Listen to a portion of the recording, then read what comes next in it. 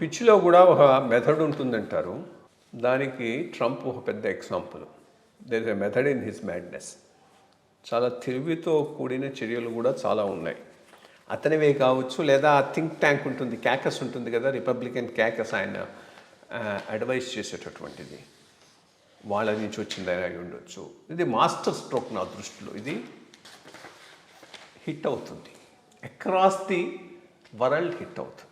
ఎందుకనంటే రెండు, చాలా డబ్బు చాలా రకాల, అంటే లీగల్ ఇల్లీగల్, చాలా దేశాల్లో జనరేట్ అవుతున్నది. కానీ ఆ దేశాలు చాలా లివబుల్ కాదు. ఇన్ఫ్యాక్ట్ మనకన్నా ఎక్కువ ప్రాబ్లం లాటిన్ అమెరికాలో ఉంటుంది. లాటిన్ అమెరికా లాంటి దేశంలో